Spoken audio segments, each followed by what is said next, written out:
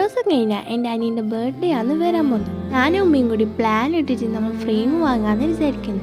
അതാകുമ്പോൾ നമുക്ക് ഷോനും വെക്കാമല്ലോ. മാത്രമല്ല എൻ്റെ ഉമ്മാക്ക് കുറച്ച് സാധനം വാങ്ങണമെന്ന് പറഞ്ഞിട്ടുണ്ടായിരുന്നു. അതുകൊണ്ട് ഞാനും ഉമ്മയും കൂടി ഓട്ടോറിക്ഷ പിടിച്ച് നേരെ പോയി. എന്നിട്ട് നമ്മൾ ഫ്രെയിമും വാങ്ങി പ്രിൻറ്റിൻ്റെ ഷോപ്പിൽ നിന്ന് പ്രിൻറ്റും എടുത്തു. ഉമ്മാൻ്റെ സാധനം വാങ്ങുന്നവരെ ഞാൻ കട്ട പോസ്റ്റ് ചെയ്യുന്നു. അങ്ങനെ 4:30 മണിയാകുമ്പോഴത്തേക്ക് വീട്ടിലെത്തി. പിന്നെയാണ് ഞാൻ ആലോചിച്ചത്, നോമ്പിൻ്റെ മുന്നേ ഞാൻ ഒരു പേടാക്കണോ വിചാരിക്കുന്നുണ്ട്. അപ്പോൾ നമുക്കൊന്ന് പേടാക്കാം. അതിൽ തന്നെ കുറച്ച് പശുവിനെ ഇട്ടിട്ട് കുറച്ച് പാൽ അങ്ങോട്ട് ഒഴിച്ചു കൊടുക്കാം. ഞാൻ ഒരുപാട് ഒഴിക്കുന്നില്ല, കാരണം ഇതെൻ്റെ ഫസ്റ്റ് എക്സ്പീരിയൻസ് ആണ്.